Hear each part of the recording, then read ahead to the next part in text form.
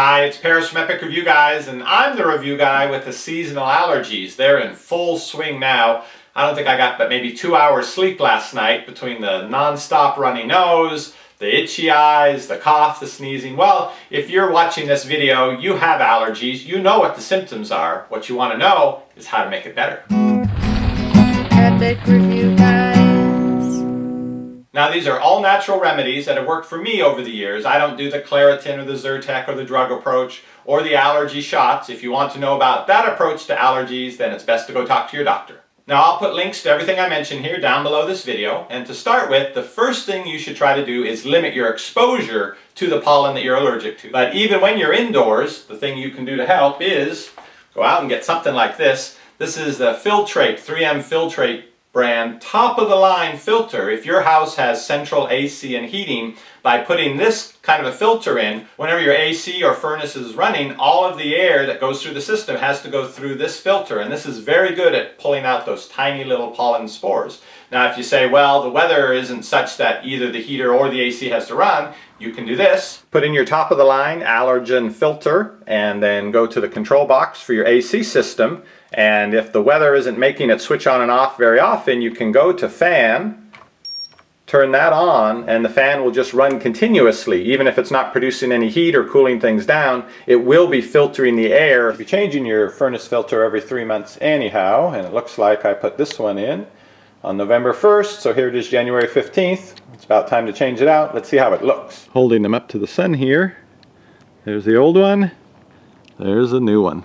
Now, if you don't have whole house AC and heating, or you want your air really filtered, you can go out and buy a room air purifier. Make sure you get one that's HEPA rated, HEPA, so that you know it's going to take out those tiny particles. The top of the line one that I showed you I put in my AC would probably be the one to go with, but you simply take this filter, buy the size that will fit your box fan. So whatever that square size will be, let's say 20 by 20. You get your 20 by 20 filter, you attach it with duct tape, or if you have something more ingenious, but you basically attach it to the back of the fan where the air is going to be pulled through the fan, and you then put that fan in the room, whether it's in the living room in the daytime, your bedroom at night, and you just let it run. Number 3 in allergy remedies is honey. Now, the key thing with this is it has to be locally sourced honey. You have to have local bees going out and collecting the local pollen from your area. When they make the honey, some of that pollen will be in the honey, and there's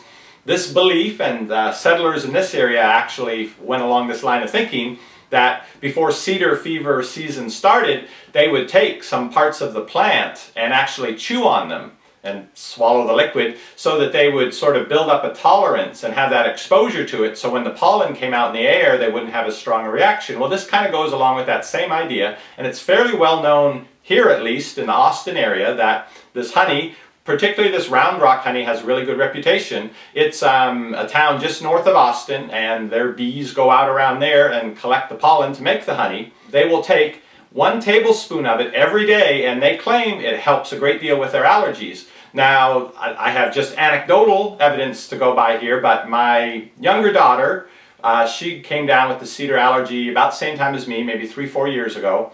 And we heard about this with the honey, so we started every morning giving, she wouldn't take a spoonful of the honey, she didn't like that, but on pancakes, on waffles, that sort of thing, we started giving her that every morning so she'd get some honey in her. And the following year, and in the years since, she hasn't had the reaction that she's had when cedar fever season starts.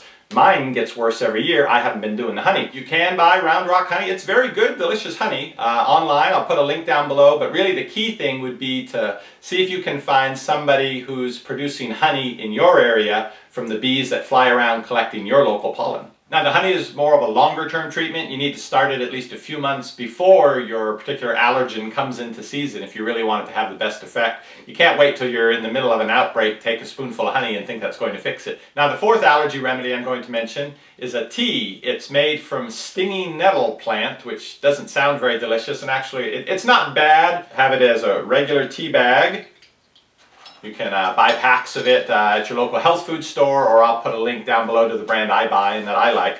Now again, the flavor's not real great, so you can take some stevia, a little pack of that, mix it in, and it goes down okay. Now, what this has in it is something called quercetin, which some people take this tea to help with arthritis. And the reason for that is it reduces inflammation. And what you're getting up here in your head when you're having the allergic reaction to the pollen is you're having a kind of inflammation. Basically, your body thinks it's under attack and it sends in lots of fluids and white blood cells, and so you have that overreaction.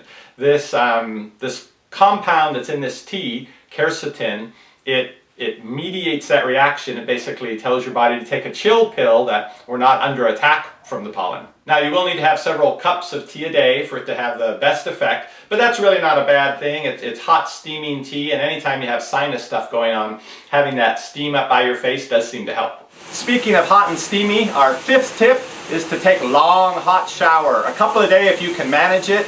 The steam not only clears out the sinuses and lets you breathe again, but the water droplets in the bathroom, if you have the door closed, the window closed, the fan off, they'll actually attach to the pollen particles and make them stick to the wall, fall to the floor, so you actually have a little room of clean, breathable air. Now, I can't put a link to a shower, but we have had requests to review LED changing light shower heads, so we have one of those on order. I'll put a link to that down below this video. Be sure and subscribe so you see when we do that review.